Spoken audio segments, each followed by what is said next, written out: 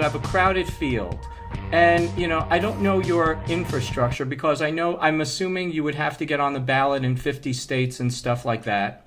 And that, Yes, the first date is New Hampshire. The cutoff date is in January. So we're working hard to do the ones we have to legally get into first. okay, so you're working hard on that. But the question is, given the crowded field, the most viable candidate, third party candidate in the past has been Ross Perot, who didn't get more than 20% because, and he had very similar ideas to you for a large extent.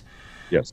So my question is, if you, let me say, if justice does not happen and you do not get elected, because very few people actually get elected president on their first try through anyway.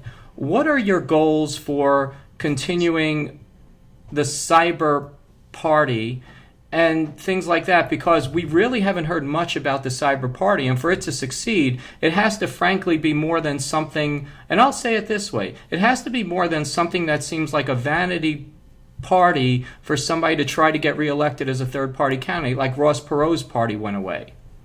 Yes. Okay, first of all, when Ross Perot was around, we did not have the technology that we have today.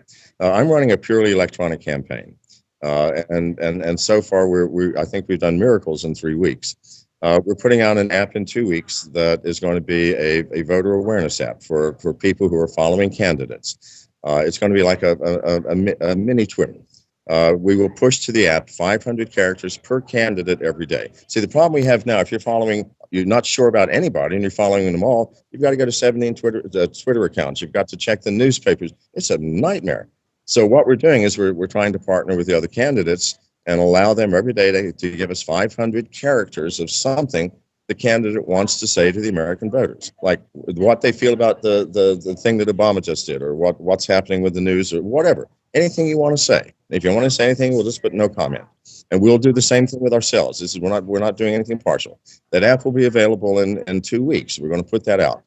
That will facilitate the voters' access to what candidates are thinking and feeling and who they really are. Because if you limit yourself to 50 characters, you're pretty much honing down what's really your feelings are, what's really going on with you. The second app we're putting out, which would be in the end of October, is an application that will help everybody register to vote. There are 24 states plus the District of Columbia that have electronic registration. Well, that's great. We can sure help you with that. We can do that for you. Because we know how to interface, and if we know the uniquenesses of every state's input process, then that's a piece of cake. For the remainder, we can at least point you to the web page for that state that tells you how to vote manually, how to register to vote. We're going to be doing a bunch of those apps. We went out to TechCrunch last week and partnered with 3 companies that have amazing software that will allow me to reach the American public, everybody, if they just download an app, so I can do fireside chats every week, and I can take their input. We're developing software that will parse people's inputs, like there are 10,000 people asking the same question, but in 10,000 different ways. The parser will find out what the meat of it is. Okay, they're all this one question, and then give me the top 10 questions, and I will answer them. Or they may be comments, which I will address, so that we can have an interactive a debate with the American people. Rather, I don't want to debate Donald Trump. He's not going to vote for me no matter what I say. What on earth why would I waste my time? With the American people, I will debate them. And we have the facilities to do that. Ross Perot didn't have that. No other third-party candidate had that.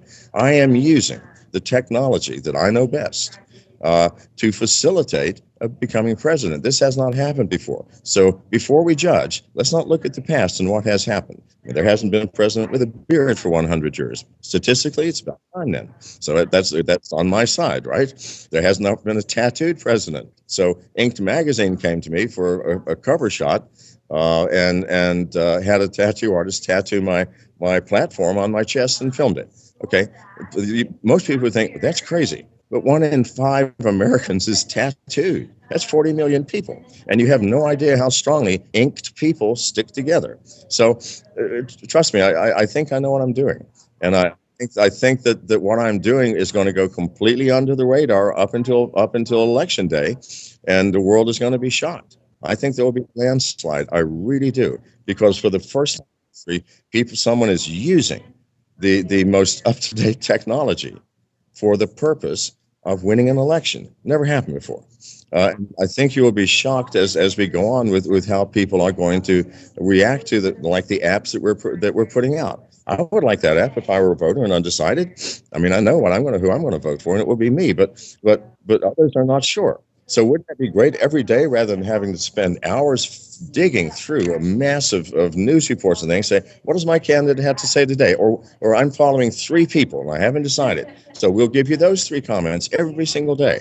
And so every day you get a new opinion or a new idea and new insight into that candidate. Well, I think that's powerful. And the American people will have that in 2 weeks, and we're not charging for it, and we're not putting our name on it. It will be from the Cyber Party, but it will be an equal playing field. We'll get 500 characters too, as will all candidates. Wait until it starts unraveling and unfolding. And let's see then what your questions may be. Well, let me ask you this question while we're here then, because what you're describing is frankly the 21st century way of politicking that other candidates are doing. The problem is where we have 21st century technology, and the people who use that technology most tend to have the lowest voter turnout, while we have people who the most reliable block of voters tends to be the older people who will not make the best use of that technology. Do you see that as a problem for how you're campaigning in this case? Absolutely not. I see it as an opportunity. We've had a lot of feedback. People saying, well, I don't know how to get on the internet. So I write back and say, I tell you what, why don't you invite your children or grandchildren to dinner on the nights that I'll be speaking? And I bet you they can connect you up. Every problem is an opportunity. Just because it has been done a certain way, and just because it has been the older voters, does not mean that I cannot turn around the younger voters. Because I had so many comments from people saying, I've never voted before, but I tell you what, I'm going to go outside and vote this time. And I'll respond going, I understand that, it's very difficult to go out and vote when your options are, a case of food poisoning or the flu. So to go out and voluntarily invite one of those things into your life, it's hard. So you stay indoors, you lock the door. But I think I can get those people out. And I could be wrong, but I'll bet you $1 if you were betting people. We'll give you that dollar bet. We'll see. Because honestly, it's not that I don't appreciate your platform. I just think in many cases, the way you're describing it, it's almost like you have the right campaigning tool about 15 years too early based upon the typical voter. But the dollar is up for bet, and hopefully we can give it to you we can exchange it in person as appropriate. How's that? Excellent. We'll have dinner over it. But okay, let me ask you, because I know you only have a few seconds, but let me ask you, I really want rapid fire answers, if you could, on different policy questions. So for example, pro-life or pro-choice? Pro-choice. I mean, why do we have the right to interfere in another person's control of their own body? Okay. I mean, yeah. Next. Okay, so pro-life or pro-choice, got that one down. You are for abolishing of as many government agencies as possible, correct? Yes. What are the other hot button issues? It's all you. Okay. Sorry, I'm trying. I'm for reducing penalties for all drugs. I think especially self-administration. I mean, it's your body. And what you do with it really is, why should I get involved? If you're addicted to heroin, that is its own punishment. I'm sorry. We do not need to punish you anymore. How about mandatory minimums? Pardon? Mandatory minimums. All of those things. I mean, how can you just blanket in a blanket way take every possible crime in a specific area and say blanket minimums? There are always extenuating circumstances. There are always human elements. There's always the human heart. That takes the heart out of the issue. It makes it a machine. Law cannot be a machine, which is why we have juries. That's why they were invented. A jury of your peers to judge you as a peer, to put themselves in your situation, in that crime, and what would they have done? Maybe they would have done the same thing. Mandatory minimums and things, no, I cannot tolerate that.